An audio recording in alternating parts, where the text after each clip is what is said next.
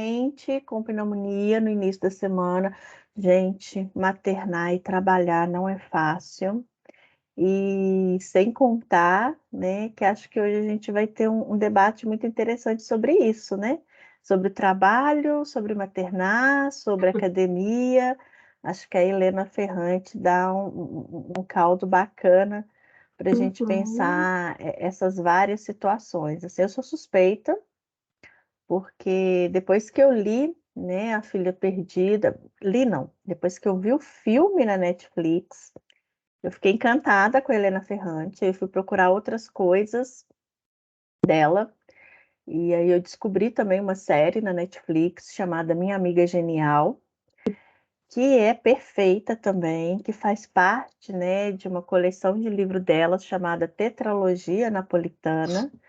Aí a série na HBO, ela tem 3 temporadas, com 10 a 12 episódios, e tem a quarta que está sendo gravada, que vem ano que vem, que é desse livro aqui, esse é o quarto, né, o livro final, que encerra, né, a tetralogia, e Como olha o que tamanho chama a dele. série?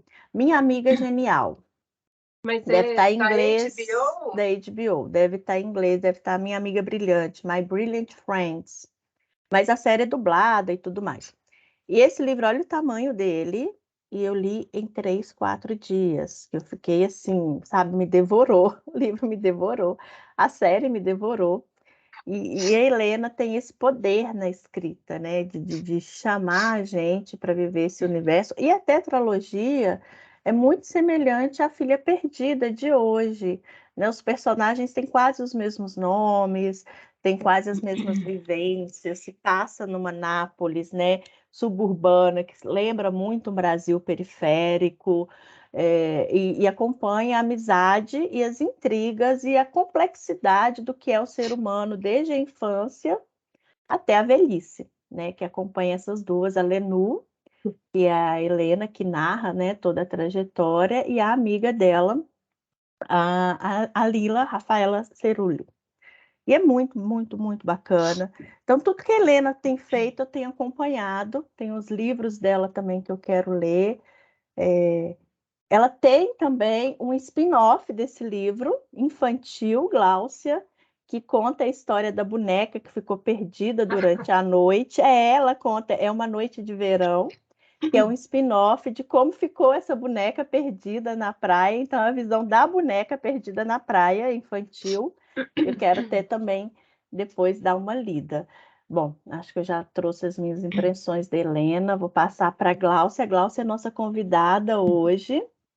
Ela tem um projeto muito interessante na UENG, na FAI-UENG, que é sobre maternidade e a universidade, né, como conciliar as duas coisas. Glaucia vai falar um pouquinho desse projeto para a gente e que vai de encontro também com a nossa leitura. Temos a nossa Rai, que eu acho que está com problemas na câmera, que está toda hora dando. Isso. Mas eu trouxe também um materialzinho para a gente Isso. conversar. A Rai Bom trouxe dia, uma. Rai. Rai tá Bom com dia. problemazinhas na câmera, Rai. Sua câmera tá dando umas falhadas, nega. Depois você olha aí para nós. Eu vou dar um jeitinho. Isso. E a Rai também trouxe um material, né? Umas curiosidades sobre Helena para gente, para apresentar aqui. E lembrando que o nosso clube, ele é uma roda, né, gente? A gente está aqui, mas todo mundo tem vez e voz aqui, né? Nós três estamos mediando essa conversa hoje. Então, todo mundo que quiser abre câmera, traga as impressões. Quem não leu o livro, viu o filme, né? Então, tem muita coisa para ser dita hoje, tá bom? Primeiro eu passo para a Gláucia falar um pouquinho do projeto dela, que vai de encontro, depois a Rai para apresentar algumas curiosidades e a gente depois vai falando do livro, tá bom? Ah, eu achei que a gente ia começar com a autora. Ah, e se você quiser então começar com a autora, a gente começa. É, Você quer? a Rai, você falou ontem, eu tinha entendido que ela ia começar apresentando um pouco Não, então quem é vai. a Helena. Então vai lá, Rai, apresenta para nós então. Vamos fazer o inverso. Então, vamos lá, vou compartilhar minha câmera, que eu separei algumas imagens, né, para a gente conversar. compartilhar aqui.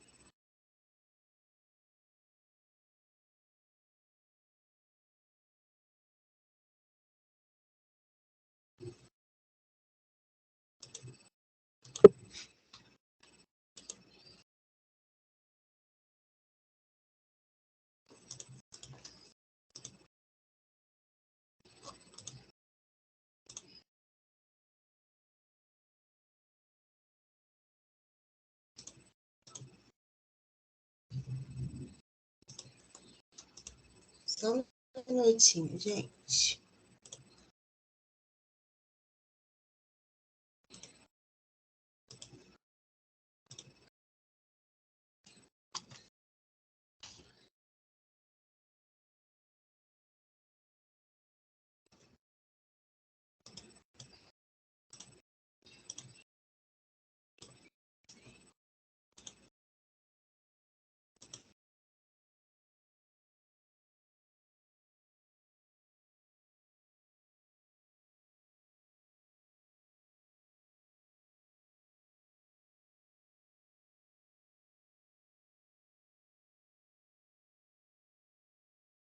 Acho que Rai caiu.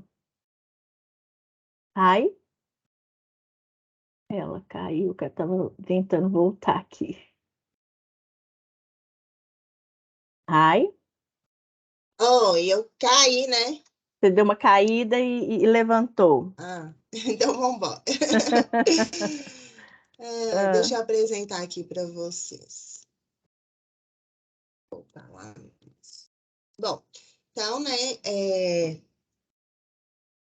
primeiro eu queria falar, assim, né, que eu gostei muito da leitura, particularmente.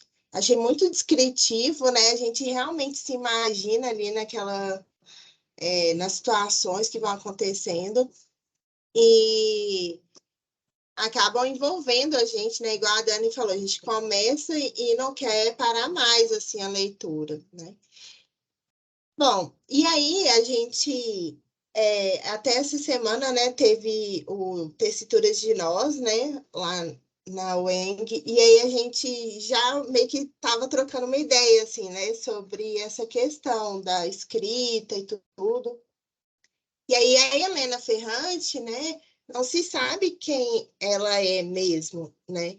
Então ela guarda ali um anonimato que inclusive gerou todo uma curiosidade pública, né, de quem seria ela, né, de quem escreveria essas obras. Então, vários jornalistas investigaram para tentar descobrir quem que ela era né, inclusive contra o interesse, né, da autora em manter esse anonimato. Então, por isso, tem-se uma ideia de quem seria ela, né? Mas como a Dani mesmo disse lá, né, na nossa discussão que a gente estava tendo, a gente nem sabe se realmente é uma mulher, né? Porque poderia também ser um escritor. Então tem todo um mistério em torno da escrita, né? E aí tem-se a ideia de que poderia ser uma escritora nascida em Nápoles, né, que é onde se passam as histórias, né, especialmente na Itália, durante a década de 40. E que o primeiro livro, né, é Um Estranho Amor, que foi publicado em 92, sendo o primeiro das crônicas do Mal de Amor, e a tetralogia, né, que é essa que a Dani mostrou, foi publicado o primeiro livro, Amiga Genial, em 2011, e a série finalizou em 2014, né, com a história da menina perdida. E aí... Rapidinho, Rai, a série, quando a Rai fala a série finalizou, são os livros, né? Porque a série televisiva, a quarta temporada, que é desse daqui, que é A Filha Perdida, a história da menina perdida. Ela está sendo gravada e finaliza, vai ser estreada o ano que vem, 2023. Isso, é a série de livros, né? Bom, e aí é interessante também, né, que, como a Dani disse, tem toda os personagens dos livros, eles são muito parecidos, né? Então, a gente tem até a impressão de que essa pessoa, né, que a gente não sabe quem está escrevendo sobre coisas que vivenciou, né? Sobre experiências pessoais, principalmente pelo estilo de escrita, assim, mas que também não tem certeza sobre né, se ali é alguém que está observando, né, as relações, as famílias, ou se realmente é um relato pessoal. Bom, então aqui a tetralogia, né, que Dani também comentou. E aí é muito legal porque a gente vai lendo e vai dando vontade de conhecer todos, né, da tetralogia. E aqui eu trouxe um pouquinho da cidade de Nápoles, assim, né? Que é uma cidade que foi, após a Segunda Guerra Mundial, né, passou por uma crise, assim, né, de um processo de empobrecimento também, apesar de ser uma das cidades mais populosas da Itália, né? E aí tem até um trecho do livro que a personagem vai falar um pouquinho sobre essa impressão também em relação à cidade, assim, que ela fala. Abri um livro, mas àquela altura já estava me sentindo dentro de um emaranhado de sentimentos amargos que a cada som impactante, cor ou cheiro amargavam ainda mais. Aquela gente me irritava. Eu havia nascido em um ambiente como aquele. Meus tios, meus primos, meu pai, todos agiam daquela maneira, com uma cordialidade prepotente. Eram cerimoniosos em geral, muito sociáveis, e cada pedido que saía de sua boca soava como uma ordem ligeiramente disfarçada de falsa bondade. E, quando necessário, sabiam ser vulgarmente ofensivos e violentos, né? Que aí é um pouco o retrato também da cidade, assim, por um cenário de violência, né? De empobrecimento que acabava gerando muita violência, assim, nos lares, com mulheres que tinham pouco acesso à educação, né, que estavam ali mais voltadas para o cuidado da família, né, mas que enfrentavam essa violência também nesse espaço. E aí tem até um momento assim no livro que ela vai falar sobre quando a personagem vai para Florença, né? Que aí é como se nesse ambiente mais acadêmico, né? Mais menos, vamos dizer assim, menos teoricamente violento, né? Ela tivesse ali uma acolhida, né? Ela tivesse mais tranquila naquele espaço. E aí, pesquisando, né, eu fui vendo que os italianos, eles têm muito aquela ideia que a gente tem do italiano, né, que é o que fala alto, que é o que xinga, que é o que gesticula muito e tem grandes discussões e tudo, é a forma como os italianos enxergam o pessoal de Nápoles, assim, sabe? Que é meio com uma certa discriminação, assim, né? Daquele modo de vida, né? Então, eu achei isso bem interessante também por conta do contexto, assim, né? De entender um pouco mais sobre o contexto da cidade de Nápoles, mas também que é um contexto, como a Dani diz, que é muito próximo, assim, né? Das grandes periferias e tudo, e que tem, com certeza, questões que vão também, né, impactar na vida das mulheres, assim. E aí foi isso que me tocou muito, assim, ao longo da leitura também, sobre essa questão. E aí, eu acho que em relação à própria questão do anonimato, né, é importante a gente... Deixa eu encerrar aqui para a apresentação, para ouvir vocês. Eu acho que é importante assim, a gente até discutir nessa questão sobre a escrita, assim, né? O quanto que, apesar da gente não saber quem que é essa pessoa, né? Mas o tanto que o espaço da escrita também é difícil para as mulheres, né? E para quem escreve sobre ser mulher. Então, eu entendo assim que o anonimato também é uma forma, né, de alguma medida subverter tudo isso, né? Esse espaço tão difícil para a escrita feminina ou sobre mulheres, né? E também tem toda uma questão assim que as mulheres muitas vezes, né, são silenciadas, né? Mas esse espaço também de anonimato, muitas vezes é colocado por uma situação de violência também, sabe?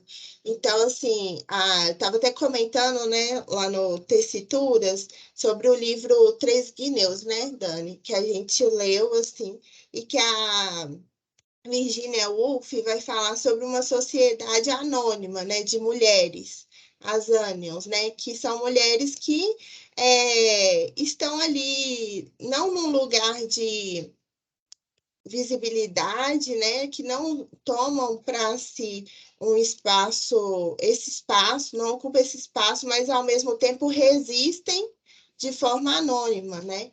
E aí é muito interessante, assim, porque eu acho que tem tudo a ver com a escrita da Helena Ferrante, assim. E aí eu gostei muito do livro, espero que a gente tenha boas trocas e desde já agradeço a presença da Gláucia também. Estamos muito empolgadas, assim.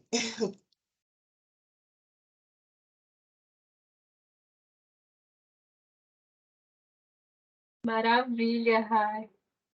Ótima introdução aí pra gente. Acho que foi bom de começar com você. Ô, Dani, eu posso ir falando as minhas impressões sobre o livro, porque aí no meio delas eu falo um pouco depois do projeto. Pode ser? Aí, se vocês quiserem comentar durante a minha fala, vocês me interrompam, que eu vou falar um monte de coisa.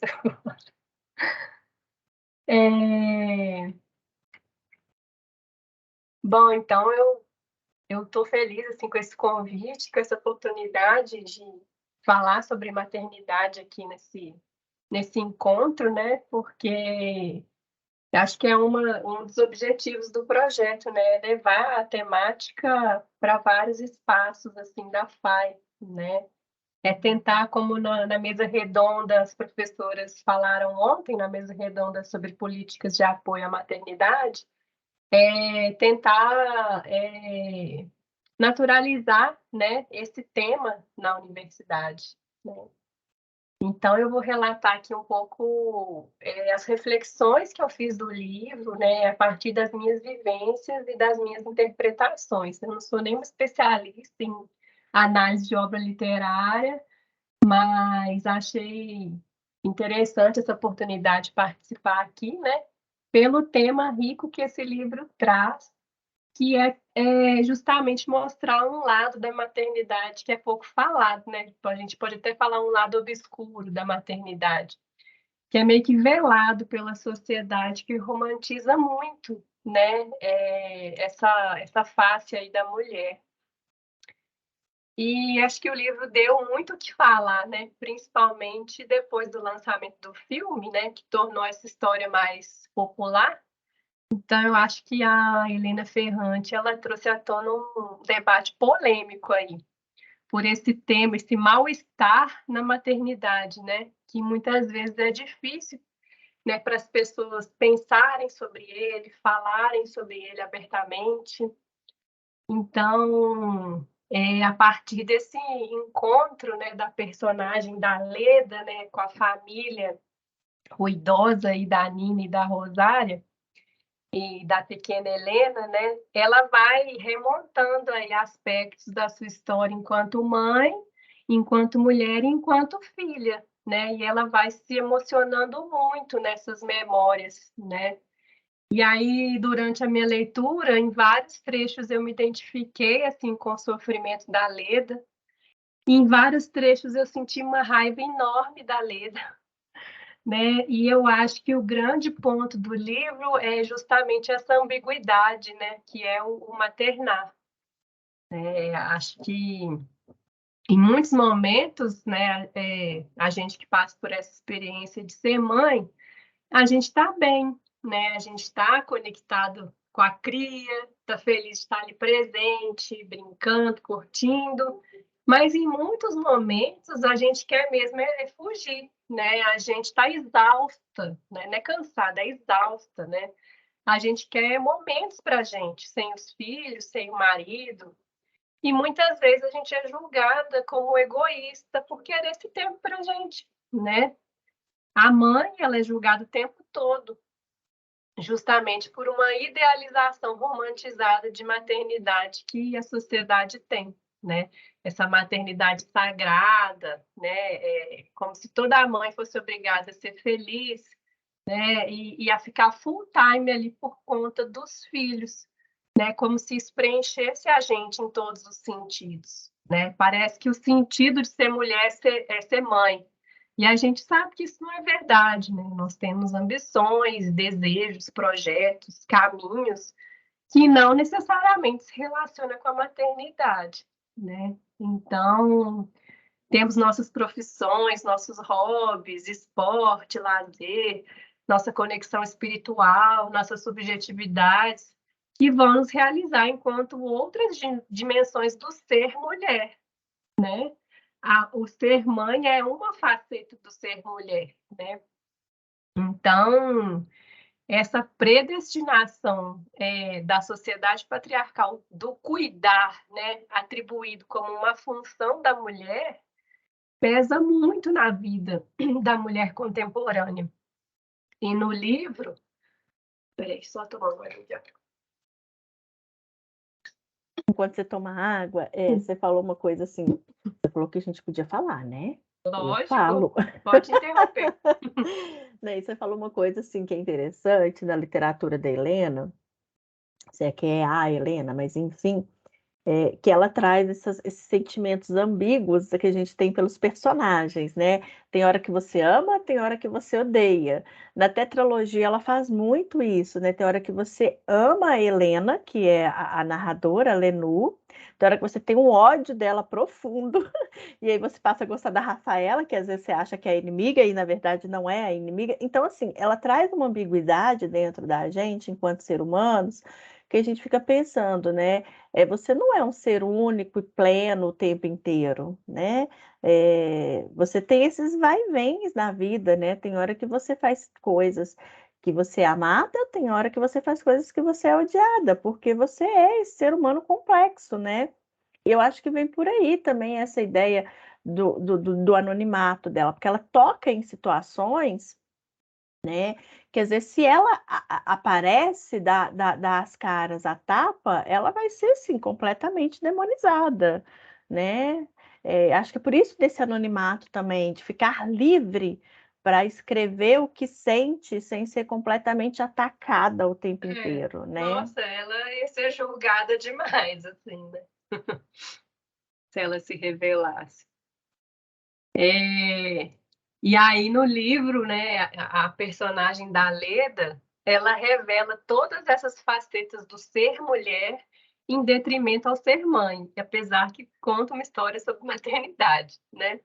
Então, acho que a autora ela exagera e apresenta de forma muito explícita esse lado do cansaço, da impaciência, da sobrecarga, do querer fugir, o querer viver outras coisas, né? Então traz isso muito explícito, né? E traz esses elementos para a personagem de forma muito forte, deixando ela com essas características muitas vezes cruéis, né?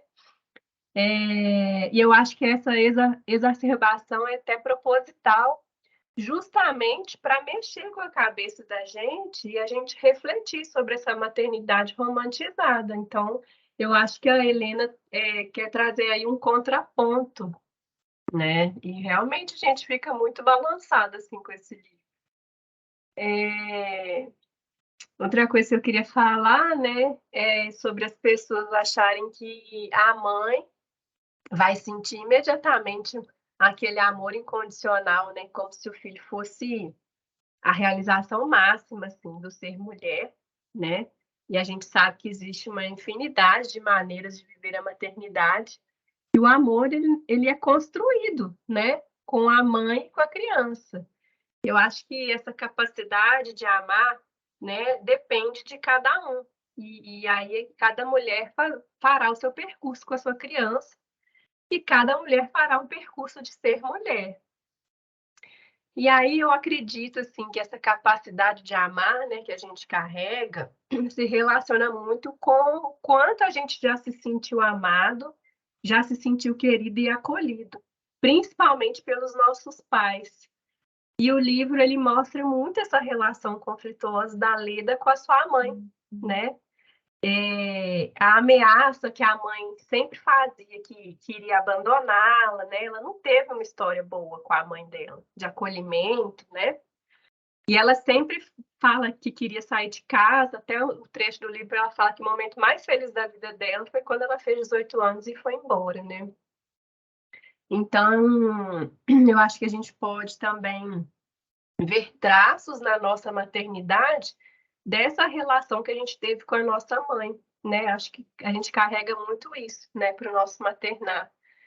E a Leda, ela teve uma relação conflituosa com a mãe e depois ela tem uma relação conflituosa com as filhas, né?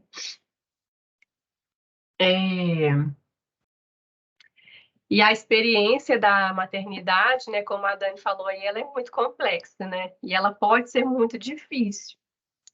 Ela também, ela pode trazer uma beleza, né? Mas a gente precisa de uma sustentação para a gente poder viver essa maternidade de forma prazerosa, né? Com uma qualidade. E normalmente a mãe, ela não se torna mãe sozinha, né? Assim como o bebê também. O bebê ele não se torna sujeito sozinho. Ele precisa de cuidado, de afeto, ele precisa de um ambiente acolhedor, né?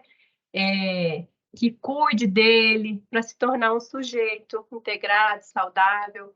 Então, a mulher, enquanto mãe, para ela viver uma maternidade saudável, prazerosa, ela também precisa de acolhimento, de sustentação, de apoio, né?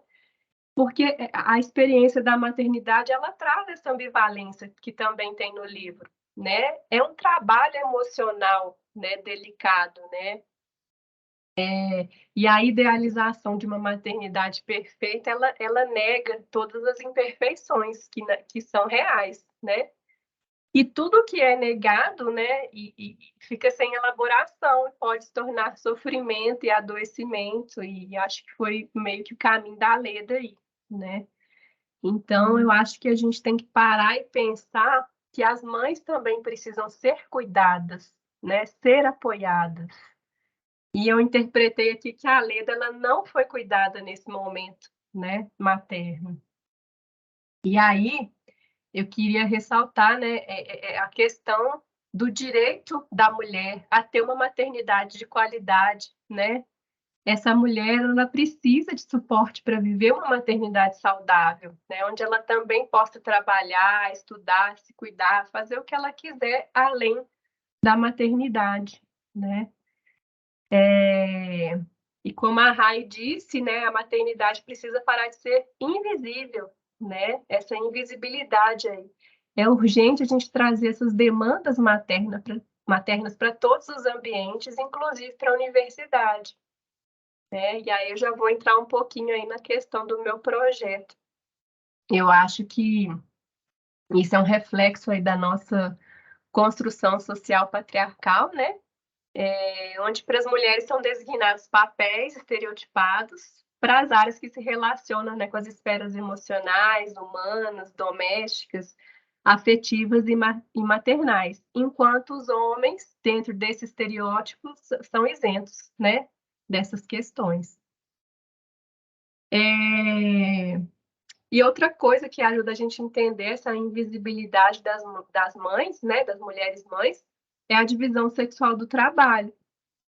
Né? A divisão sexual do trabalho, que atribui justamente esse papel do cuidado para as mulheres, né, reforça esse padrão de discriminação às mulheres, limita a autonomia dessas mulheres e perpetua essas situações de desigualdade de gênero, né? E a sociedade, ela limita, então, as mães com filhos pequenos ao ambiente privado, né? Às suas casas. Então, as mães e as crianças não são bem-vindas no ambiente público, né? A gente, até a palestrante de ontem trouxe o exemplo das crianças no avião, né? Como elas são abominadas, né? Nos voos. E a gente pode pensar aqui na própria faculdade de educação, né, da UENG, como que as crianças, né, os bebês, não são bem-vindos nas salas de aula, não são bem-vindos na FAI, né? E quando a gente limita também essa mulher ao espaço privado domiciliar, né, quando ela não ocupa os espaços públicos por todas essas questões, a pauta de reivindicação para incluir essas mulheres começa a se afastar também das responsabilidades públicas, né? Já é essa construção cultural. Então, a gente tem que naturalizar, né? Como a gente ouviu na palestra ontem, naturalizar as mães e os bebês nos espaços públicos, a presença dessas pessoas nos espaços públicos. E é necessário que a gente tenha mulheres, né, em cargos de poder e na política para reivindicar o direito para essas mães, né, reivindicar as especificidades, né, desse grupo social, né? Então, essas ideias vão de encontro aí com o meu projeto, né? As questões da maternidade, elas são invisibilizadas no ambiente acadêmico, né? E a diminuição da produtividade acadêmica entre as mães, estudantes e professoras é um fato, né? Tem pesquisas sobre isso, devido a essa demanda, né? Essa atribuição, essa sobrecarga da mulher nesses cuidados com a criança pequena. E as ações de apoio institucional são muito escassas, né, para esse público. Então, a gente tem que pensar, né, em ações, né, para reverter esse cenário mesmo, né? E aí, o objetivo do projeto, ele caminha para isso, né? Seria mobilizar, educar e comunicar aos estudantes e professores da FAI sobre o direito à maternidade na universidade e as medidas de apoio institucional à maternidade. Né? Eu acho que esse é o principal objetivo do projeto, né? A gente tinha uma segunda linha aí, que era criar um espaço de acolhimento para as crianças pequenas e as mães, mas, como eu disse ontem, né, a gente está em diálogo com a direção, mas é tudo muito moroso, né? Já tem o espaço para criar a sala de amamentação e fraldário, mas não começou a obra ainda. A gente tem pretensão de criar um projeto na brinquedoteca, né, para acolher esses bebês, crianças pequenas, enquanto as mães estão estudando, mas a brinquedoteca não está pronta, né, com essa mudança da FAI, né, de endereço, está tudo encaixotado e a gente dialoga, mas a brinquedoteca fica, né, em segundo plano, aí na lista de obras e construções da FAI. Então, é tudo muito moroso. Mas acho que esse objetivo, né, de mobilizar, educar e comunicar, ele está acontecendo. A gente tem um grupo de estudos que funciona de 15 em 15 dias sobre maternidade e universidade. E a gente está participando desses projetos de extensão da FAI, trazendo o tema, assim como a gente está fazendo aqui hoje, né, trazendo esse tema para todos esses espaços. E aí, assim, do projeto que eu tinha era isso, sabe, Dani? Não vou ficar entrando em muitos detalhes, não. Aí eu queria ouvir um pouco das meninas, eu tenho mais coisa até para falar, assim, do livro, né? Mas quero ouvir vocês também.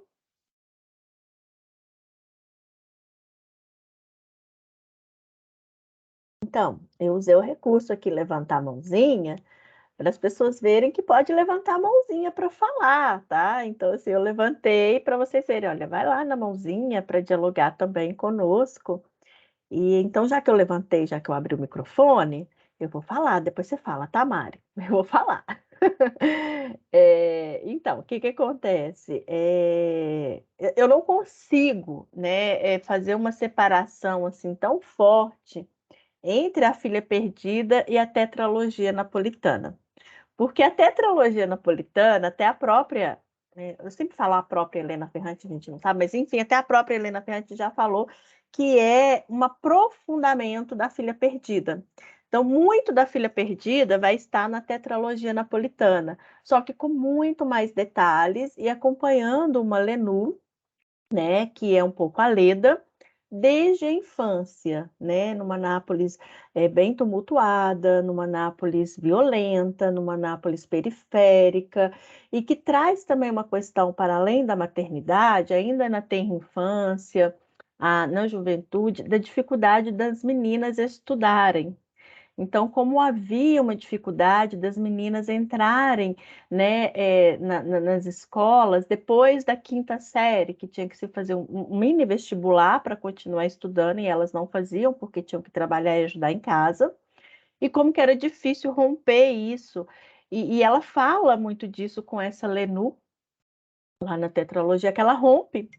Ela consegue aos trancos e barrancos, porque a relação com a mãe é difícil, a mãe não queria que ela estudasse, né? Então ela vai muito por incentivo da professora e a amiga, que era um gênio, né? Uma autodidata não consegue porque a família não deixa, não vai, ela briga e a família não vai, não deixa ela ir, né?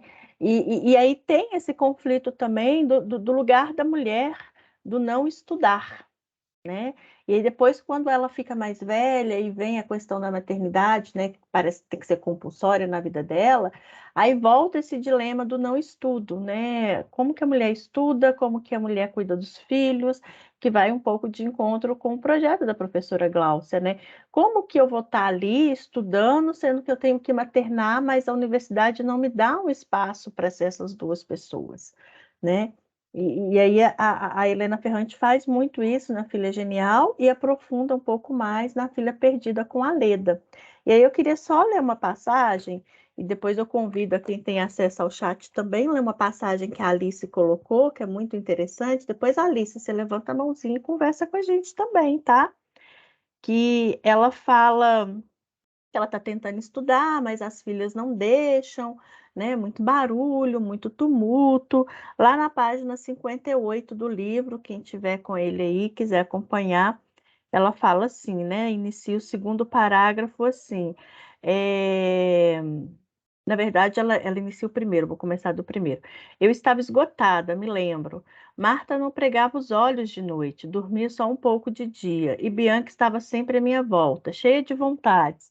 Não queria ir à creche, e quando eu conseguia deixá-la por lá, adoecia, complicando ainda mais minha vida. No entanto, eu tentava manter a calma, queria ser uma boa mãe. Deitava no chão, deixava que elas cuidassem de mim como se eu estivesse doente. Bianca me dava remédios, escovava meus dentes, me penteava. Às vezes eu adormecia, mas ela era pequena, não sabia usar o pente. Quando me arrancava os cabelos, eu me sobressaltava e acordava. Sentia os olhos lacrimejando de dor. Fui muito infeliz naqueles anos. Não conseguia mais estudar, brincava sem alegria, sentia meu corpo inanimado, sem desejos. Quando Marta começava a gritar no outro cômodo, era quase uma libertação para mim. Levantava-me, interrompendo bruscamente as brincadeiras de Bianca. Mas não me sentia culpada, eu não estava fugindo de minha filha. Era minha segunda filha que estava me arrancando da primeira. Preciso ir ver Marta. Já volto. Espere. E ela começava a chorar. Foi um momento de sensação de inadequação generalizada que decidi dar Mina a Bianca, que é a boneca dela. Pareceu-me um belo gesto, um modo de acalmar o ciúme que sentia da irmã caçula. Por isso, retirei a velha boneca de uma caixa de papelão sobre o armário e falei a Bianca: Veja, ela se chama Mina. Era a boneca da mamãe quando pequena. É um presente para você. Eu achava que Bianca ia amá-la. Tinha certeza de que ela se dedicaria à boneca como se dedicava a mim nas brincadeiras. No entanto, logo a pôs de lado. Não gostou de Mina. Preferiu uma boneca feia, de trapos, com cabelos feitos em fios de lã e amarela, que o pai lhe trouxera de presente ao voltar, sabe-se lá de onde. fiquei muito triste. E aí ela continua relatando, né, esse momento das frustrações com as filhas, né, e dessa necessidade que ela tinha de ser outra pessoa, de estudar ou de viajar, sei lá para onde, né, como o pai fazia, e a deixava com as meninas, né. Então, assim, só para falar que a Ferrante também tem esse pé muito fincado na questão da educação das meninas, né, como as meninas podem também, estudar. E aí, antes de passar a palavra, Mari, só vou ler aqui o que a Alice marcou. Ela falou assim: marquei várias frases que, de certa forma, me marcou. Aí ela veio com a frase entre aspas. Assustei-me, gritei com ela. Não podia deixá-la sozinha um instante sequer. Nunca tinha tempo para mim. Eu me sentia sufocada. Naquela época, parecia que estava traindo a mim mesma. E é muito o que a professora Gláucia falou no início, sobre a mãe, além de ser mãe, ela deve e é necessário fazer suas demandas pessoais. E o quanto isso é como tido como um ato egoísta, querer ficar longe e ter um tempo só para si, né? Então, é muito isso mesmo, né? Às vezes a gente quer um tempo para nós e somos vistas muitas vezes como, né, mulheres egoístas. Mas, enfim, deixa circular a palavra, né? Bom dia, Vanessa. Lenu é uma querida mesmo. Beatriz, a Lenu é da Tetralogia Napolitana. E depois vocês vão lá conferir também. É a Mari. Vem, Mari, falar com nós. Bom dia, pessoal. Cheguei atrasada. Estava num outro trabalho, estava trabalhando em outra frente e consegui chegar. Abre a câmera, Mari. Não Pra está gente te aberta? ver. Não tá aberta. Pelo menos eu não tô vendo, não, gente. Vocês estão vendo a Mari? A Mari também é do clube, tá, Glaucia? Agora nós estamos te Eu vendo, tentei Mari. abrir de novo. Agora viu? Ah, então tá. Agora vimos. Eu já estava com ela aberta um tempo, achei que estava aparecendo. Mas tá bom. Ah. Obrigada, Glaucia. Primeiro, agradecer a participação. Acho que eu não sou mãe, tá, gente? Eu preciso destacar de qual é o lugar que eu falo. Eu não sou mãe, mas eu tenho várias amigas que são, e eu as escuto muito. E aí, lendo o livro, como eu lembrei de uma mãe em especial, que é uma amiga minha, e que ela já manifestou diversas vezes como ama os filhos e como não gosta de ser mãe, né? E eu lembrei dela assim muito o livro inteiro, assim, como que mesmo quando Helena coloca esse peso, né, esse alívio de estar até que enfim ela com ela sem grandes, né, sem compromissos maiores e sem aquela rotina, como que ela se sentiu aliviada, né?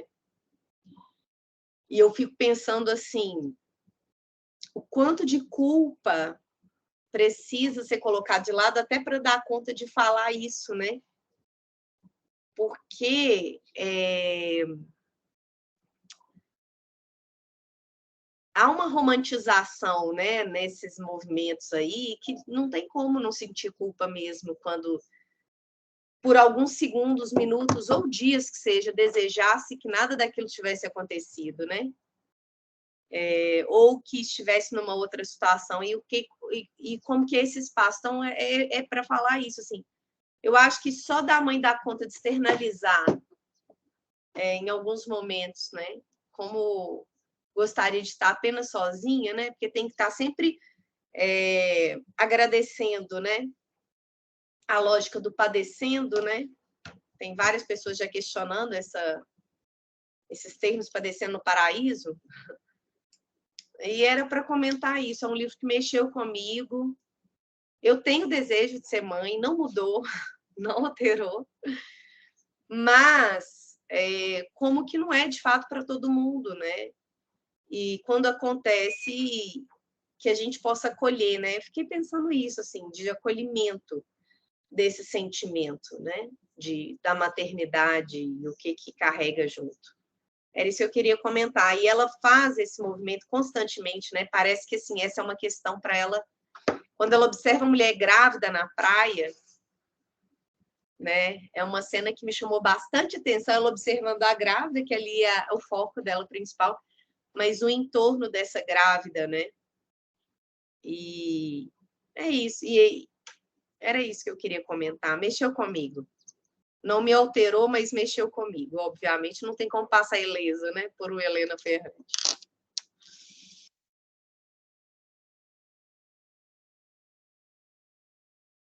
Se ninguém quiser comentar, até tem um comentário, que acho que vai um pouco de encontro aí com a Mariana. Eu acho que quando uma criança nasce, né, a mãe ela tá ali em processo de construção de uma nova identidade. Porque aquela mulher que existia antes da maternidade, ela vai ser ressignificada. A gente não consegue voltar a ser ela de novo, né, completamente, né? Mas nem sempre a gente consegue elaborar isso com tranquilidade. Tamanho são as demandas físicas, né? Que o início da maternidade exige. Né? Ficar sem dormir, amamentar, né? Para as mães que conseguem parir aí os filhos, é tudo muito intenso, assim, né? E exige muito fisicamente da mãe, né? A amamentação, né, é uma coisa dificílima, mas para mim foi muito mais difícil amamentar do que parir. Eu consegui, né,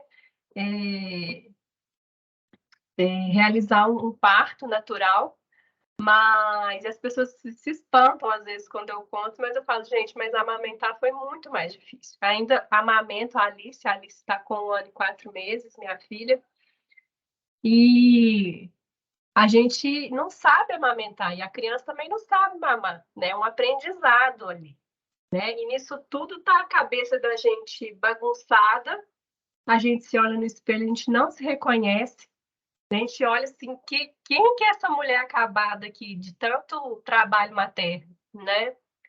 E a gente não volta mais a ser aquela mulher que a gente era antes. A gente não tem aquele tempo de dedicação exclusiva para a nossa própria vida, né? É um conflito muito grande, né? E eu acho que a Leda, ela vive isso, assim, vai se arrastando para a vida, né? E quando a Gláucia fala da amamentação, que é difícil, rapidinho, Vanessa, só completando um pouquinho, é dolorido fisicamente, sabe, gente? Eu vou falar assim para vocês que amamentar para mim também foi muito difícil. E sim, dói, né? Os seios doem, os seios racham, os seios sangram. A criança chora porque ela não sabe mamar, você chora porque você está sentindo dor e não sabe amamentar.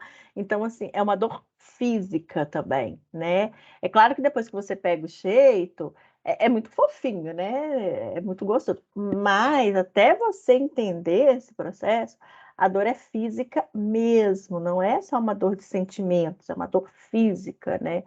Só para completar, Glaucia, desculpa. E eu acho assim, né, que o primeiro mês, depois que a criança nasce, parece que está passando anos ali. É um tempo muito devagar e muito cansativo, muito sofrido. Assim, eu não tive nenhuma rede de apoio. Eu acho que isso mexeu tanto comigo que eu começava a buscar essas informações, né? E aí eu vi que, como a professora disse ontem, né? Nossa, ontem eu fiquei muito contemplada com a palestra na FAI. Não é só comigo, é um fenômeno social. Tipo, a gente não pode esquecer, né? Que esse maternar e todos os elementos, atribuições e aspectos que vêm com ele são fenômenos sociais, né? São fenômenos sociais. E aí a gente sempre se sente sozinha, porque cadê a rede de apoio? Cadê os coletivos para discutir isso? Para a mulher se identificar e entender que não é só com ela, sabe? Todo mundo passa. E cadê o Estado que não provê políticas públicas para esse grupo de sujeitos, sabe? Acho que essa é a maior questão. Tem um monte de gente querendo falar. Deixa eu aproveitar e falar aqui. O que eu ia falar, acho que vem um pouquinho aí no encontro do que a Gláucia acabou de falar. É um processo, eu também, como a Mari, eu estou num lugar de quem só observa, eu não sou mãe. Inclusive, até o momento não é um desejo. E eu acho que é um processo que eu imagino que seja, né, obviamente, muito difícil, mas que talvez poderia ser um pouco menos complexo se a gente tivesse políticas públicas de acolhimento dessas mães, de atendimento às necessidades delas e até mesmo uma ressignificação desse papel, né? Porque o ter um filho não é uma coisa só da mãe, né? Pode ser se essa mãe optar por ser mãe solo. Hoje a gente tem aí, inclusive, uma medicina que permite que essa mãe gere um filho ou adote um filho também, né? Mas a gente acaba sobrecarregando as mães e colocando essa imposição de que a mãe precisa, a partir do momento que nasce uma criança, né? Nasce uma mãe, aquilo, ela deixa de ser mulher, ela deixa de ser um ser humano e ela passa a ser exclusivamente mãe. E aí ontem, num seminário, né, do Tessituras, a gente teve uma mesa com a professora Ludmila Freire, e eu achei super interessante porque era falando sobre o processo de autobiografia como uma metodologia de educação para o gênero, e ela trouxe um relato dela, né? Ela trouxe ali a leitura de um texto autobiográfico, e ela falou, olha, eu não tenho filhos, eu sou muito bem resolvida com isso, é uma decisão que é muito tranquila para mim, mas que hoje ela se questiona se essa foi de fato uma decisão dela de não querer ou uma escolha quando ela enxerga a maternidade como ali uma nova atribuição numa vida que geraria uma sobrecarga, novas demandas e que talvez dificultariam ou até inviabilizariam o desejo dela de trabalhar, de continuar na vida acadêmica. E quando ela falou isso, eu parei e pensei, eu falei, nossa, eu nunca tive esse desejo assim, não foi algo. Eu olho para a maternidade como algo imenso. Eu admiro muito as mães, eu acho incrível assim. Eu sei o tanto que a minha mãe precisou abrir mão de muita coisa para estar com a gente. E às vezes é isso, às vezes esse olhar para a maternidade como algo tão grande e que toma tanto a mulher é que faz com que tantas outras tenham até medo de se aventurar nisso, de se arriscar nisso.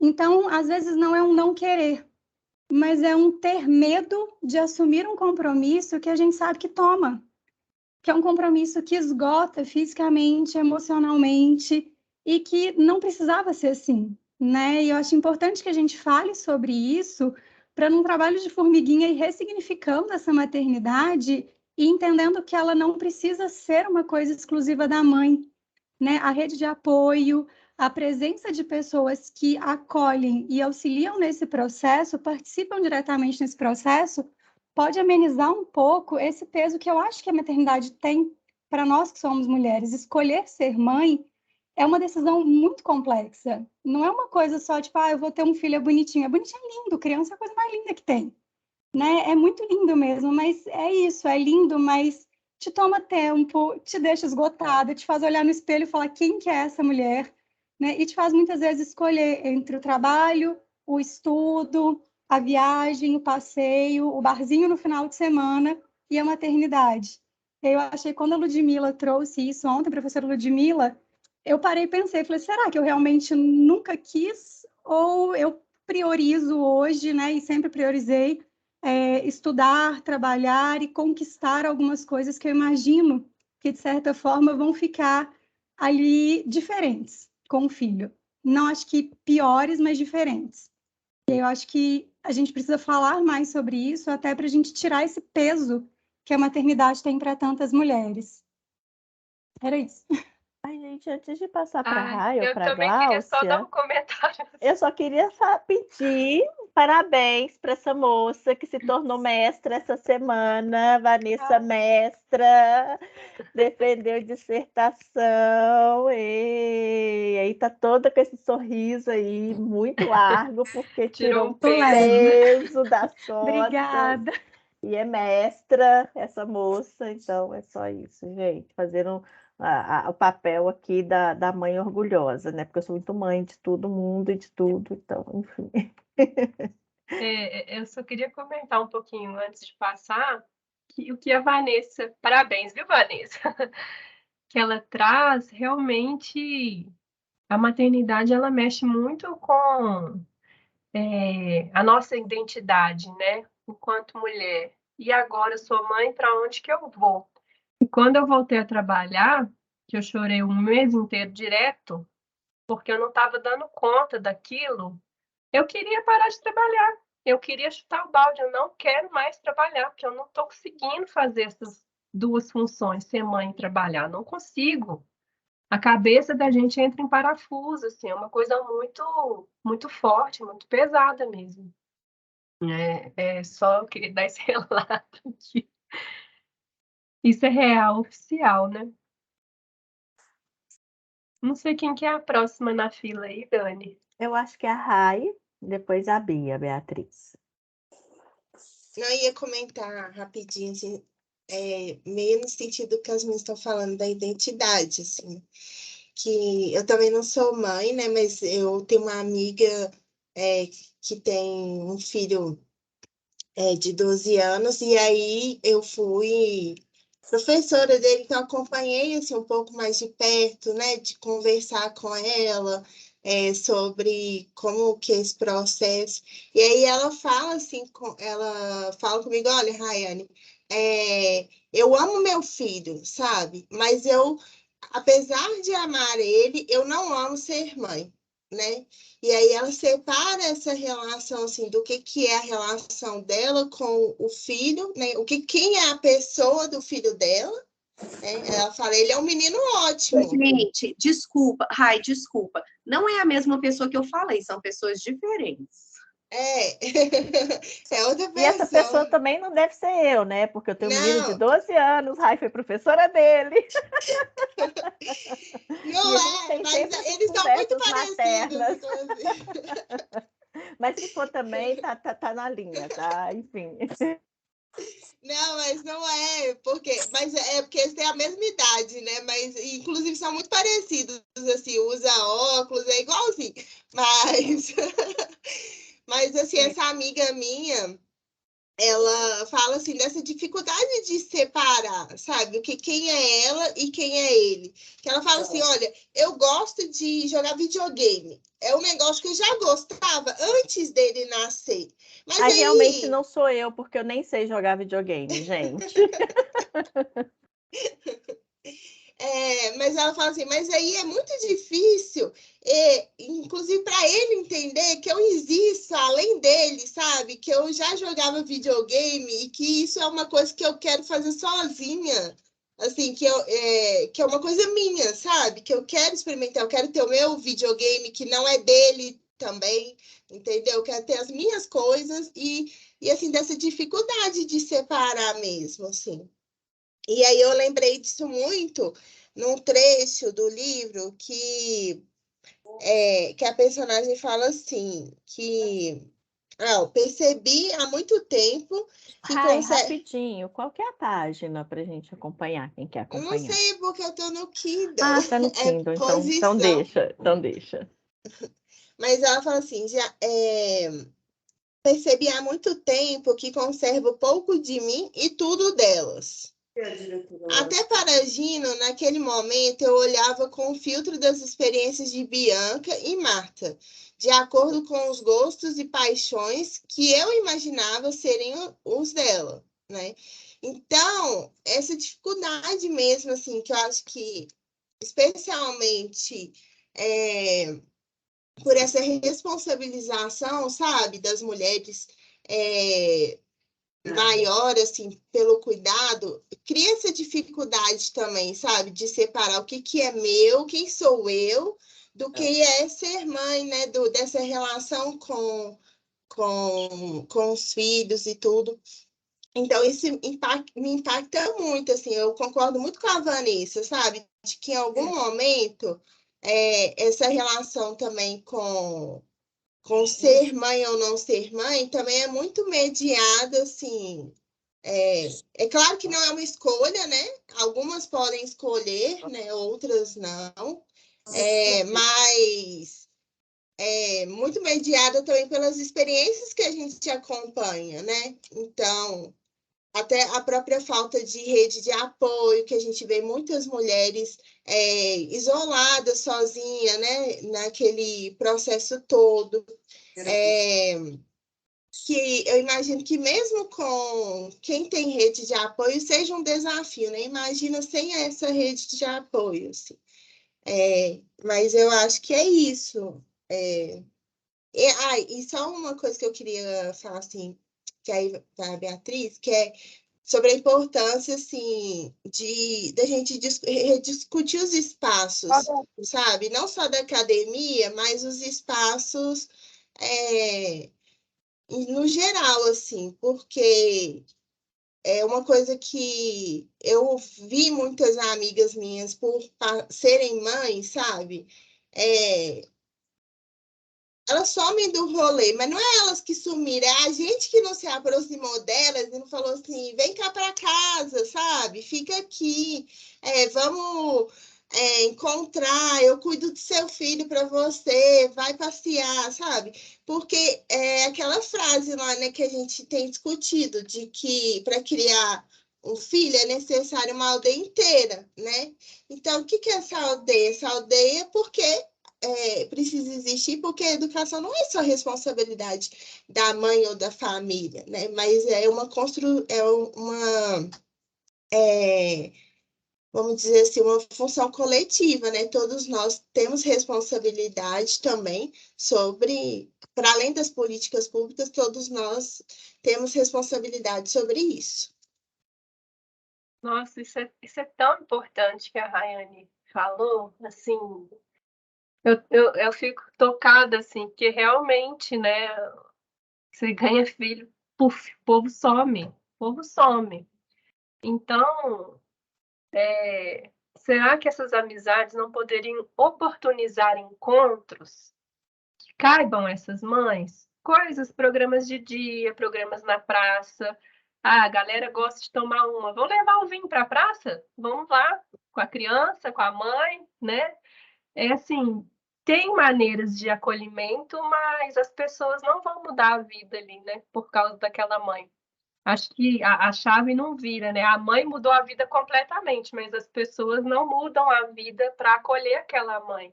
Não é nem mudar a vida, é mudar um pouco essa forma de socialização, né? Alguns momentos, né? Para conseguir acolher essas mães.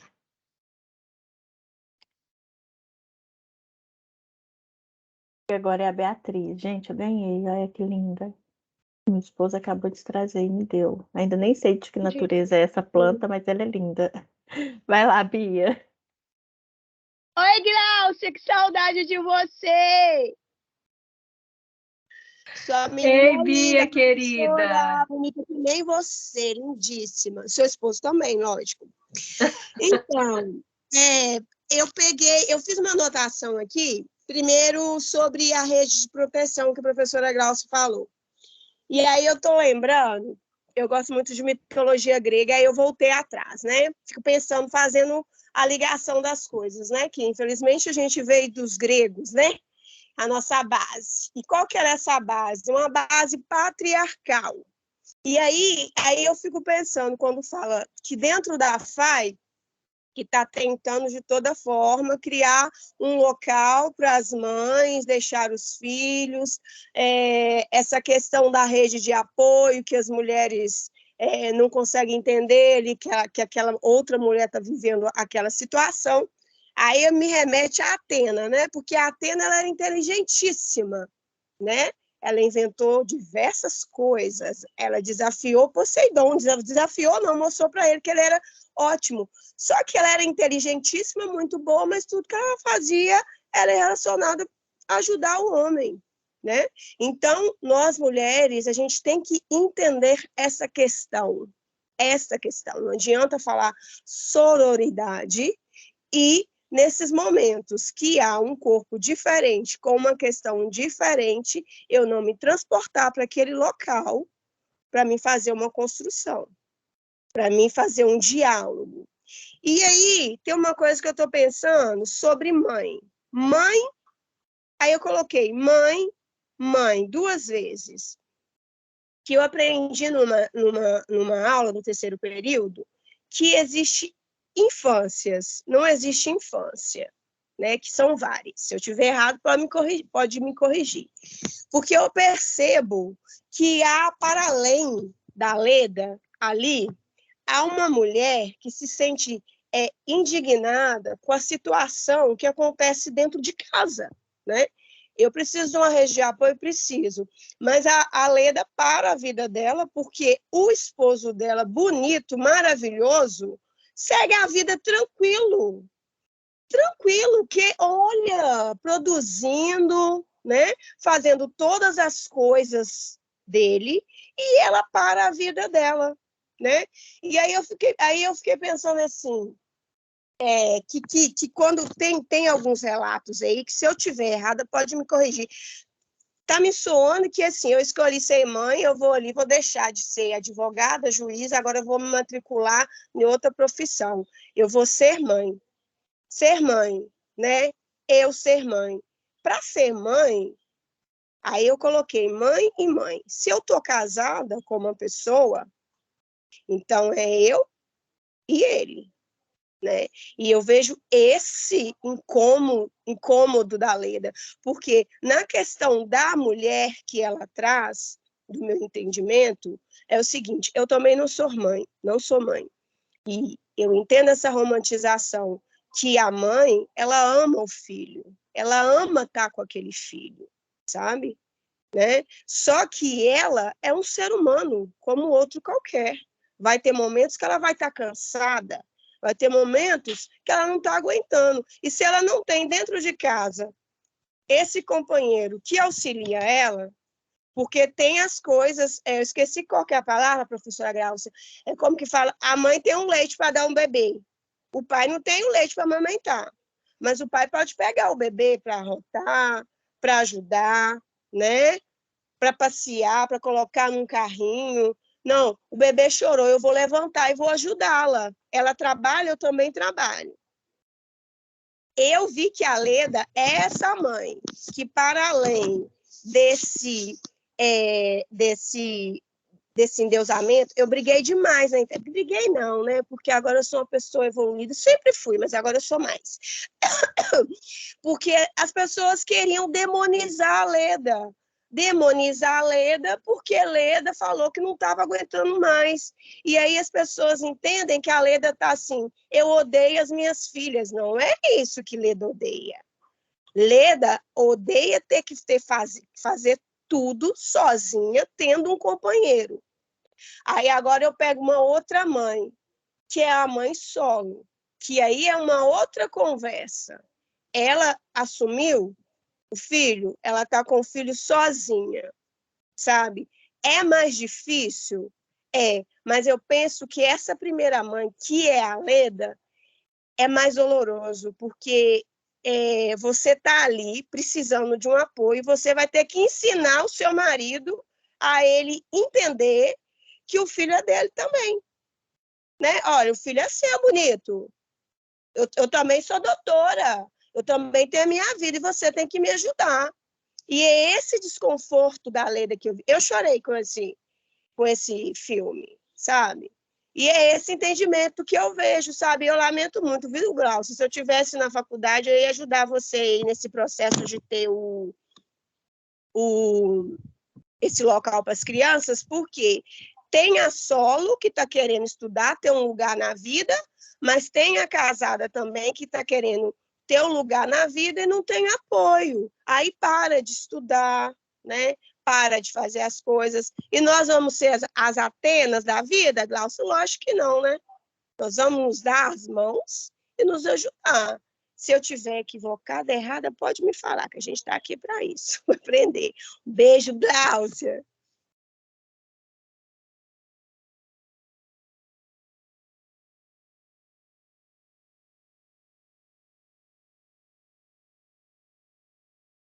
Acho que com a Beatriz, assim, não tem mais mãozinhas levantadas. Mas essa questão da rede de apoio, ela é muito importante. Olha só, eu estava numa angústia aqui, porque eu tô com meu rapaz toda hora vindo para cima de mim, por saber o que tem que fazer antes de ir para a escola. Que hora que eu tomo banho? Que hora que eu pego meu uniforme? Tem que estudar. Aí aconteceu que meu esposo acabou de chegar E eu senti um alívio tão grande que agora, assim, pronto, agora os dois conseguem se resolver lá e eu consigo concentrar aqui. Então, percebam, né, como que essa rede, ela é muito importante, né? E isso que a Beatriz traz da Leda é muito significativo, porque ela não tem raiva das filhas, como a Gláucia também pontuou. A questão é a falta da rede de apoio, que chega uma hora que a pessoa, ela explode, ela não dá conta, né? E que é o que aconteceu com a Leda. E essa rede é muito significativa. E eu falo que mesmo eu tendo uma rede de apoio, porque sim, eu tenho uma rede de apoio, né? O meu marido, ele é um pai mesmo. Eu não falo que é uma mãe, porque mãe é mãe, pai é pai, ele é pai mesmo, né? Desde o início, ele curou o umbigo do Joaquim, ele trocou as primeiras fraldas, eu amamentava e ele que põe o Joaquim para rotar, ele que acordava de madrugada para eu poder descansar. Então, tudo isso aconteceu muito fortemente na minha vida e eu só tenho que agradecer. E assim também como eu tive uma outra mulher do meu lado, e tenho até hoje, que é a minha mãe, já que eu moro muito próxima a ela, né? Uma outra mulher. Também, como foi dito aqui no chat, né? Quando a Leda vai embora, o marido busca quem? A mãe dela para ajudar com as filhas, né? Ou a mãe dele, eu não estou me lembrando aqui. Mas é sempre uma outra mulher, né? Para cuidar da criança. Então, isso é muito forte, né? Essa rede, ela é necessária, e mesmo eu tendo uma rede, ainda é difícil. Essa semana, para mim, eu falei, né, que foi o seminário que nós organizamos lá na FAI, e eu tive contratempos com o Joaquim doente, eu não pude ir na segunda, porque eu estava com ele no hospital, porque ele adoeceu, né? Ontem eu tive que vir embora mais cedo, porque a minha pet adoeceu, e eu tive que correr com ela para a clínica, né? É um ser humano, se eu me dispus a cuidar, então eu tenho que cuidar da pet também, né? Então, assim, são situações que às vezes fogem às nossas alçadas e a gente tem que fazer escolhas. E sem uma rede, né? E aí eu consegui ficar no seminário a quarta toda, a quinta toda, porque eu tive uma rede para auxiliar o meu filho aqui em casa, o marido, minha mãe, né? Então, e isso é muito importante, isso que a Beatriz traz é muito importante, né? E como que o projeto da Gláucia é um projeto fundamental nesse sentido de acolhimento mesmo. E lembrando que a nossa faculdade é uma faculdade majoritariamente feminina, em mulheres, né, em situação de reprodução, e que não tem lugar, às vezes chega lá um sábado de manhã com a criança, porque não tem creche sábado e tem aula sábado, né? E muitos professores não entendem isso. Então, é muito complicado, né? Tem que ter mesmo essa ideia não grega de história patriarcal, mas talvez africana, né? Dessa rede, né, que as mães, quem cuida dos filhos, como é que é? A Rai falou essa frase, a Juliana Borges sempre fala também, que para educar uma criança você precisa de uma aldeia, né? Isso é um provérbio que vem de África, né? Então, que tenhamos essa aldeia para poder ajudar na educação dessas crianças, assim. Vanessa está aqui falando, né? E a rede de apoio não é só levar a criança para passear e tirar foto, não, né? Que é o famoso pai pipoca, que é pai que pula igual pipoca e depois some, né? Inclusive ajudar a lavar uma vasilha, fazer uma comida, arrumar uma casa. E até mesmo esse pai para sair com a criança, né? É muito interessante. Quem que arrumou a mochila da criança? Né? Quem que está controlando a hora que essa criança tem que comer? Quem que vai estar ligando o tempo todo? Ela já comeu, ela já alimentou e tal. Então, a mãe ainda tem todo um trabalho por trás, até nessa saída do pai com a criança. Não é só né? a ação, tem a gestão, né? Tem a gestão do processo essa parte todo. mental que a gente fica, Sim. a carga mental, né? A gente fica sobrecarregada mentalmente. Sim. Que aqui em casa o Otávio executa tudo, que é uma beleza, é igual você falou, é um parceirão. Mas quem pensa em tudo antes de acontecer sou eu. Gente, eu tenho. Abrir o microfone. Repete isso, Gláucia, que você falou, porque eu falo isso aqui em casa, né? Repete, por favor. O Otávio contribui com tudo, né? Ele executa muito bem as ações, mas quem pensa em tudo antes das ações acontecerem sou eu, que é a mãe, né? É isso. A gente tem... Aí vem a falo isso, sobrecarga mental, né? A gente Sim, fica aí exausta eu mentalmente. falo isso, aí o Luiz brinca, fala assim, nossa, mas você tá cansada de mandar? Eu tô assim, não é cansada de mandar, é a questão, né? E a história se repete, Enfim, a mesma coisa. enfim, né? Mas vai lá, gente, vamos rodar Mas mais o um que eu pouco para queria falar. falar aqui, mudar um pouco o foco aqui, que a Beatriz falou um pouco, e você falou um pouco dessa relação da Leda com as filhas, né? Eu acho, assim, que quando ela vê as experiências ali da Nina com a Helena, né? Ela vê algo das filhas nesse comportamento da Helena, às vezes bons, às vezes ruins, às vezes ela está amorosa, às vezes ela está agressiva, e ela vai sofrendo, né? Relembrando as questões com as filhas dela. E aí, pensando, né, na criança, né? A criança, ela está aprendendo a elaborar os sentimentos dela, né? Sentimento de angústia, de medo, de frustração. E aí cabe ao adulto responsável acolher esse sentimento, ajudar ela a entender o que ela está passando. Mas aí eu fico pensando nessa mãe sobrecarregada, né, e incompreendida, ela nem sempre vai estar disponível e pronta para certas situações, né? Quando a criança faz uma birra no ambiente público, né? E aí, quando ela erra com essa criança, todo mundo está ali pronta para apontar e para julgar, né? Eu acho isso, assim, terrível. Se você pegar um momento daquele maternar, né? E apontar o dedo e julgar, né? Você não sabe o que aquela mãe está passando, toda a sobrecarga, todo esse peso emocional, né? Eu queria chamar aí um pouco a atenção sobre isso. Você falando disso, Gláucia, eu lembrei, né, da parte mesmo do livro que ela está observando a Nina na loja com a criança, né? Está na página 81, que ela fala assim, né? A menina se recusou com veemência, né? Ela tá ali, a Nina com a filha na loja e tal. Ficou agarrada ao pescoço da mãe, da Nina, né? Como se estivesse suspensa no vácuo, gritando, rejeitando o chão ao menor contato, esperneando. Nina permaneceu por um instante em uma posição incômoda, inclinada para a frente com as mãos em volta do quadril da filha, puxando-a para desgrudá-la do seu corpo, mas também tomando cuidado para se esquivar dos chutes. Senti que ela estava oscilando entre a paciência e a intolerância, a compreensão e a vontade de cair em prantos. Onde estava o idílio que havia presenciado na praia? Reconheci o constrangimento de estar sob o olhar de estranhos naquelas condições. Evidentemente, fazia horas que ela tentava acalmar a menina sem sucesso e se sentia esgotada. Ao sair de casa, tinha tentado travestir a fúria da filha com um vestido bonito, belos sapatinhos. Ela mesma colocara um vestido refinado de cor vinho que lhe caía bem. Prendera os cabelos, pusera brincos que chegavam até o maxilar pronunciando e oscilavam próximos ao pescoço comprido. Queria resistir ao embrutecimento, alegrar-se. Procurava se ver no espelho como era antes de pôr no mundo aquele organismo, antes de se condenar para sempre e adicioná-lo ao seu. Mas para quê? Né? Então, ela está falando ali, aí ela continua relatando, né, dessa dificuldade que às vezes uma mãe enfrenta em espaço público quando a criança faz a birra, né? E aí ela não sabe se ela fica intolerante, se ela fica paciente, se ela se recompõe ou se ela cai em prantos junto com a criança fazendo birra, né? Como se aparentar mãe para o público, né? Naquele momento. E aí, dependendo da ação que ela faça, ela é julgada, né? Nossa, bateu na criança, nossa, deixou a criança esperneando, nossa, que mãe é essa que deixa a criança fazer birra, né?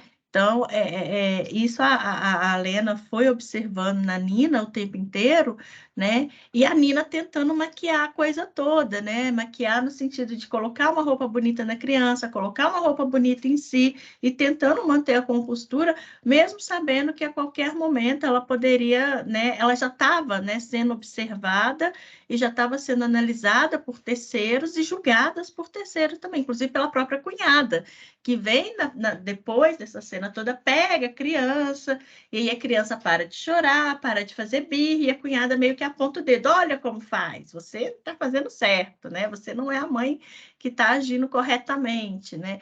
Então, enfim, são situações que também a Ferrante vai pontuando assim, para a gente, para pensar, e vai de encontro com o que a Glaucia acabou de dizer.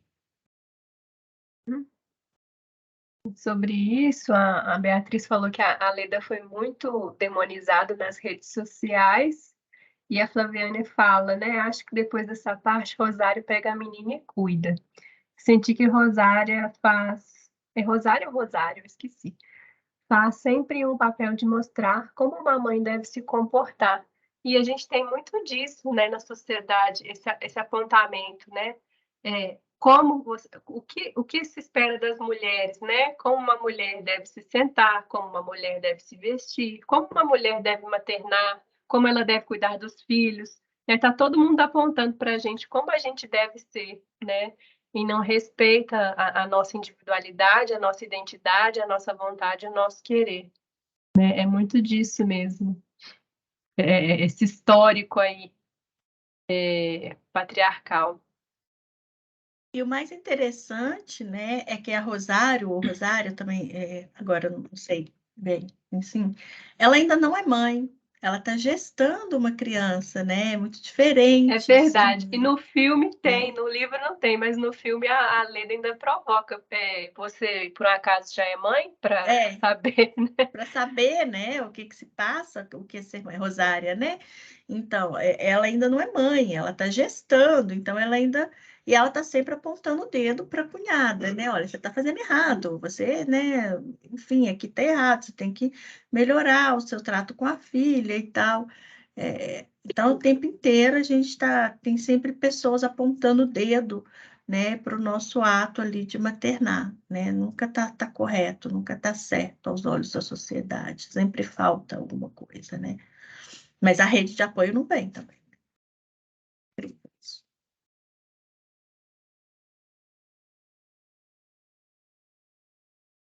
O que mais, gente? As impressões de vocês? Kel chegou caladinha, Kel também é do clube, Gláucia, e tá aí também só observando. Ei, gente, bom dia. Bom dia. Então, hoje eu quis ficar mais em silêncio mesmo para ouvir vocês. Eu também falo de um lugar que eu não sou mãe, mas sou tia. Eu sou tia de 6 e posso dizer que eu fiz parte da rede de apoio de todos os 6. E sei o tanto que é necessário, importante, a existência dessa rede de apoio, tanto que é. Gente, é uma coisa assim, né? Cada sobrinho foi uma experiência. Eu tenho vivenciado muito de perto a experiência da minha irmã mais nova com o meu sobrinho. E não é algo conto de fada, né? É algo que precisa ser construído. Essa parceria com o marido é algo fundamental e essencial. O ser pai é necessário ser pai nesse processo, não adianta ser só mãe, a gente precisa de contar, né? E essa rede de apoio se faz muito necessária. E é o que Vanessa disse, assim, de lavar uma vasilha, de fazer uma comida, de pegar o bebê e dar tchau, olha, eu vou ali, já volto. Toma o seu banho em paz, sem pensar se ele tá bem ou não. Toma o seu café com calma, sem deixar o café esfriar. É muito nesse sentido, assim, porque eu fico pensando que quando a gente tem filho para o mundo mesmo.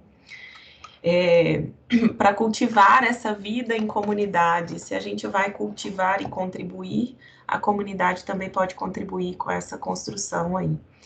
Mas eu quis mais ouvir vocês, assim, eu sou apaixonada com Helena Ferrante e tenho muita vontade de devorar todos os livros.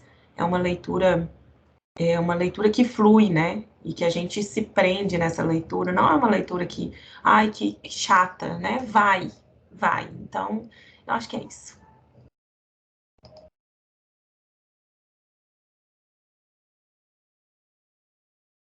uma mãozinha aqui levantada. A Helena dá vontade de devorar tudo mesmo, né, Kel? Nossa, gente, além da Filha Perdida, eu já falei, falo toda hora da tetralogia napolitana, e tem outros dela aqui também que eu já estou querendo devorar, né? Tem um que é sobre dias de abandono, que dizem que é perfeito, ainda não li, mas é sofrência, né?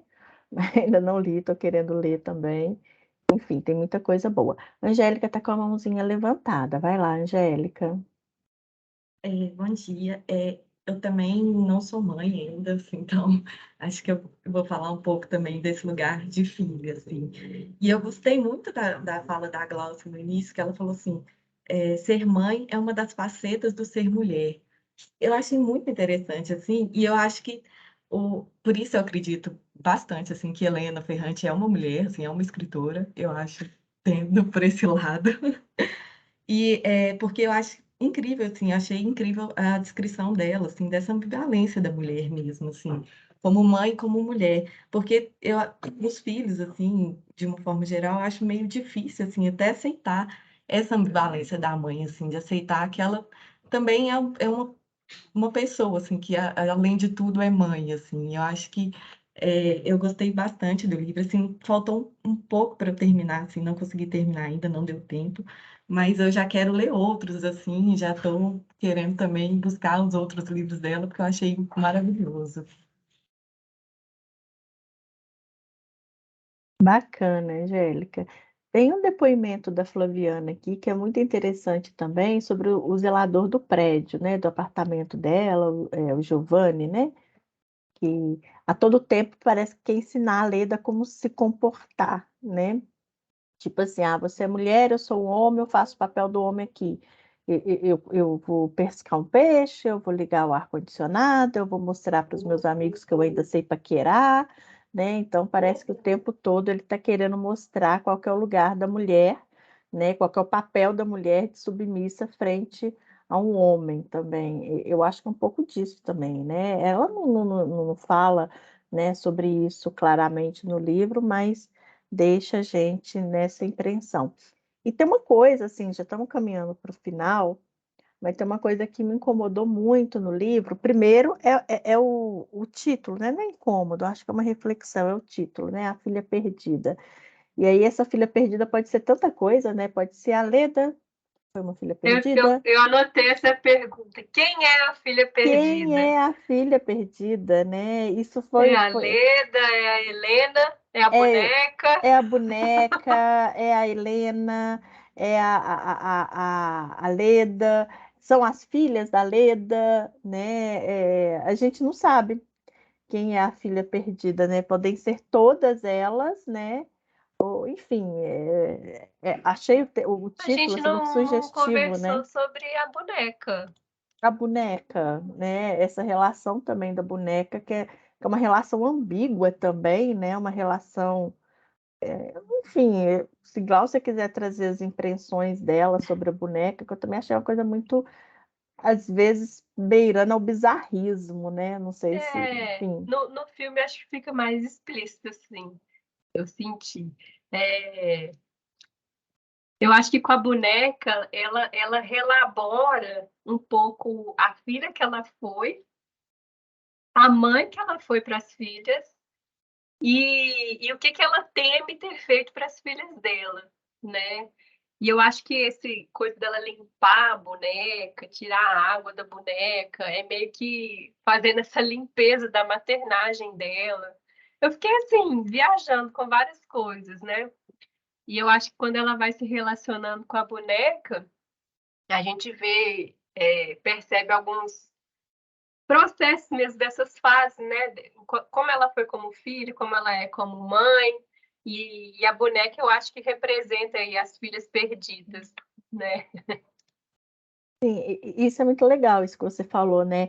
O ato dela ir limpando a boneca é como se ela quisesse limpar também, como ela foi mãe, né, com as suas filhas, com a Bianca e a Marta, né?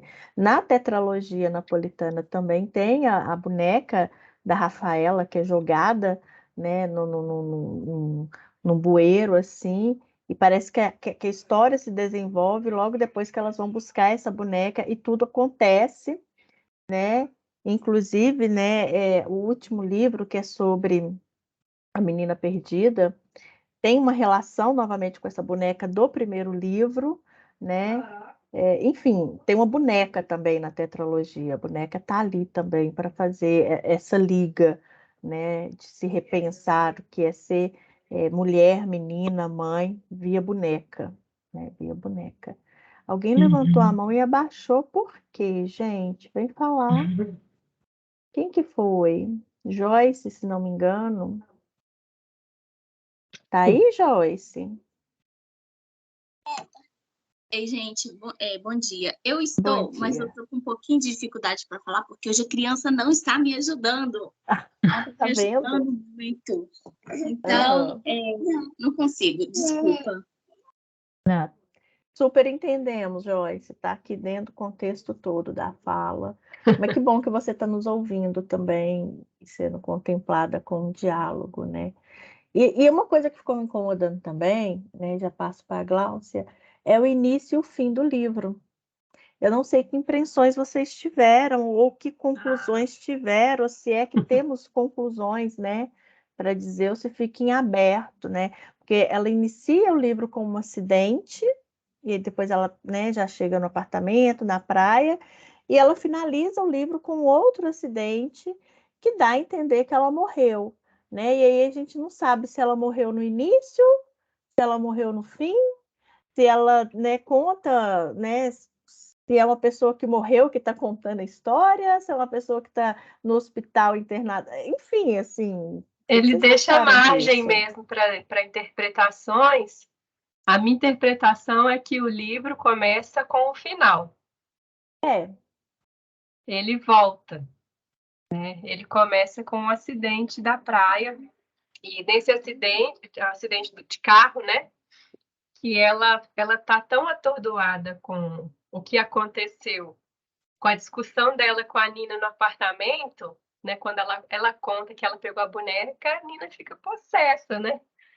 E aí xinga ela nos dialetos e espeta ela com o grampo, né? Como é que chama o O negócio? alfinete, né? Alfinete.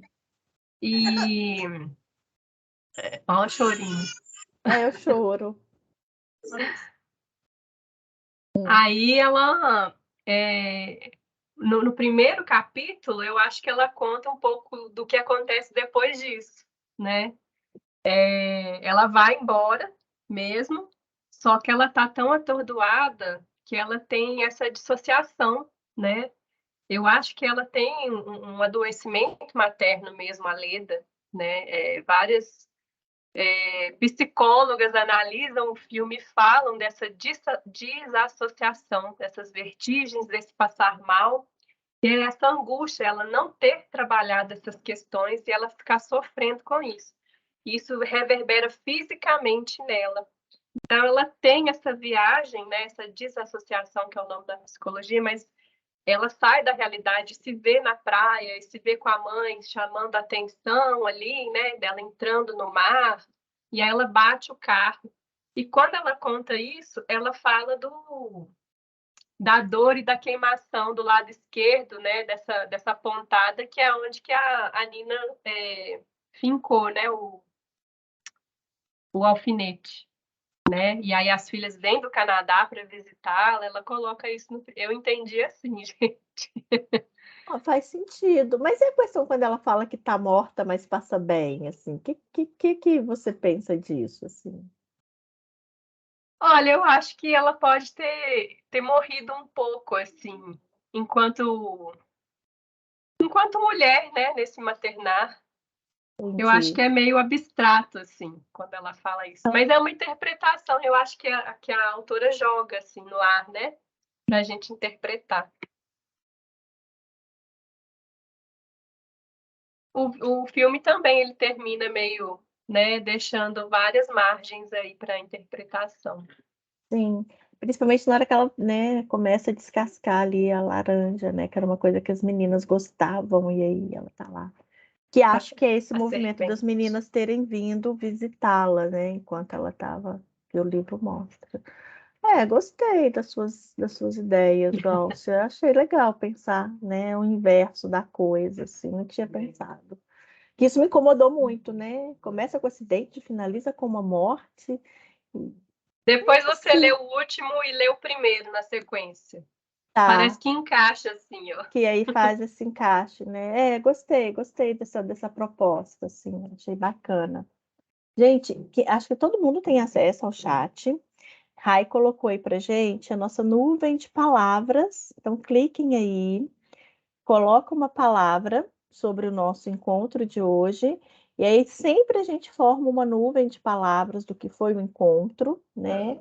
E aí a gente já faz esse convite, vão lá no chat, clica no link, faz a nuvem, que daqui a pouquinho a gente coloca ela aqui para projetar para vocês. E enquanto vocês fazem isso, né, a gente já vai caminhando para as nossas considerações finais, né, falando então desse convite. Para quem não leu, né, está aqui ouvindo e não leu, eu senti que ela morre como mulher mesmo. A alfinetada da Nina é como se validasse tudo pelo qual ela sente culpada. Tem isso também, né, Flaviana? Mas assim, quem não leu, leia. Quem não tem tempo de ler, assista o filme, né? E fica o convite para outras literaturas da Helena, né? Já falei várias vezes, falo de novo, gente, tetralogia é muito bom, né? E tem Dias de Abandono, que eu já ouvi um podcast sobre ele, que eu estou muito interessada. Tem o spin-off da Boneca na Praia, acho que Dias de Verão, se não me engano, que é Os Pensamentos da Boneca Perdida na Praia, né? Segundo a Helena, né? Ou a personagem da Helena, é um livro infantil. Então, acho que vale muito a pena, né, investir também. Oi, Gláucia. A gente já está fechando? Pode Tá. falando. Eu acho assim, né, que esse livro ele traz experiências mesmo sobre o adoecimento materno, sabe? O desgaste, né, as dificuldades que as mães passam no período que as crianças estão pequenas, como que elas são invisibilizadas, né, não compreendidas e silenciadas e solitárias, né? É muita solidão, né? E aí acho que o filme ele traz esse contraponto para a gente pensar na necessidade de suporte e de rede de apoio, né? Eu acho que dá essa sacudida. E aí eu queria agradecer todo mundo que está aqui e fazer um agradecimento especial aí às estudantes que participam do projeto de extensão Maternidade e Universidade, né? Então, aí a Luzmara, a Renata, a Alicia, a Vanessa, a Joyce. Então, obrigada, meninas, por terem vindo aqui. A Renata voltou, ela tinha caído. E é isso, gente. Convidar vocês para quem quiser participar do grupo de estudos. Acontece nas quartas-feiras, às 2h. Vou deixar meu e-mail aqui, porque aí eu tenho que adicionar na nossa equipe no Teams. E o Eu não sei se próximo... você consegue colocar aquele card que você fez, Glaucia, e colocou lá no Instagram. Você consegue colocar ele aí no chat, que também é um convite, né? sim. Boa. Coloca o card aí no chat, que as pessoas dão uma olhada também no convite, né? Deixa eu... Ai, não tá aparecendo opção de anexo para mim? Não? Não. Faz um favor. Vou Manda mandar pro para seu... mim no meu WhatsApp, eu mando para. Porque Tá. eu não tenho WhatsApp no computador, mas eu mando aqui no clube, as meninas podem colocar para gente, as tecnológicas Rai, Vanessa, Kel, Mari. E o Eu não sou nosso tecnológica, próximo não. tema são Mulheres Negras e Maternidade na Universidade, que vai ser na quarta-feira, dia 28, às 2h. Tem um Muito bom. textinho prévio para ler, e aí é só entrar em contato no meu e-mail que eu explico tudo direitinho. Bacana. E ó, o e-mail já está aí. Eu Mandei vou o cartazinho para você, Dai. colocar o card aqui. Aí, uma das meninas, vocês colocam para mim, gente, aí no. Já mandei. Não deixem Anne, de repete fazer. para mim, é o link? Qual link? O que você quer que ponha aqui? Acabei de colocar aí no chat do grupo. tá. Ai, ó, pronto, gente. Essa Rai, oh, meu Deus do céu. Ela é muito rápida. Eu falo que ela é filha da Fernanda Guedes, que é outra professora nossa lá da universidade. As duas são assim, né, iguaizinhas. Aí, ó, tá aí, né, o encontro com a Gláucia, mães da maternidade. Então, faça um contato com ela pelo e-mail, que já tá aí no chat também, tá bom? E aí, já temos nuvens de palavras se formando? Rai, que tá olhando pra gente? Eu já mandei a mim. E eu acho que ela já está aí com outra coisa para mostrar para a gente também. Aí, olha, a nossa rede se formando, a nossa nuvem de palavras. Depois você manda para a gente também lá no grupo, Rai, que a gente, né, projeta lá depois no... Como é que fala? No Instagram. Acho que Rai também Legal. é muito bacana. A gente sempre faz essa nuvem no final. Olha que fofa que fica, né? Fica muito linda essa nuvem. Olha lá, muita coisa bacana. Partilha, rede de apoio foi uma das palavras mais citadas, que ela tá grande aí, né? Reencontro, exigências, filhos e filhas, maternar, escolhas, partilha. Partilha também foi uma palavra bem citada, né? Muito bacana. Rede de apoio, assim, né? Tá gritando pra gente, né? Inclusive na nuvem de palavras aí. Depois a gente vai postar, né? Isso lá no nosso Instagram. E uma outra coisa, né? Mais uns recadinhos. Nosso próximo livro, né? Do próximo Ah, vou encontro. participar. Gente, é a biografia da maravilhosa. Nós vamos discutir aqui um pouquinho vida, obra, músicas, coisas lindas que essa mulher traz pra gente, a Rita. Olha essa foto aqui de trás, gente, coisa mais linda. Poderosa. Poderosa, né? Então, nós vamos falar do livro da Rita, uma autobiografia. Amo. Então, assim, eu já tirei meu do plástico. Comigo, Dani. Fala. É comigo e com a Ana. Com a Mari, com a Ana Andrade. Eu não lembro o dia, gente. Por favor, me falem quem aí tem o dia, meninas. É sempre o último sábado, é o último sábado de outubro, às 10 horas. Siga a gente lá no Instagram, que vai ter posts falando, novidades. Que dia que é, gente? Dia Quem 29. tem? Acho que é 29. 29, essa maravilhosa. Siga a gente lá no Instagram, Clube Todo Seu, que a gente vai falar mais desse encontro, do dia 29. Então, leiam essa Rita, e o livro está muito lindo, tem imagens, tem muita coisa linda aqui. E para fecharmos mesmo, tem a foto final, né, gente? Aqui, ó, vamos arrumar os cabelos, Ah, eu vou pôr o vamos livrinho abrir a aqui. Ah, peraí, tem que câmera. tirar esse negócio Quem puder aqui. Como abrir é que eu faço? câmera, cadê a Mari que estava aí, não está mais? Vanessa, as convidadas, cadê suas bolsistas? Gláucia que também pode entrar. Entre aí, gente, abre câmera, Ah, não sei isso. colocar. Não tá aparecendo. Tá aparecendo um pouquinho. Ai, gente, que bom que vocês estão abrindo câmeras, é sempre tão bom. Quem faz a foto para nós? Quem que é aí a merchan das fotos? Quem tá batendo?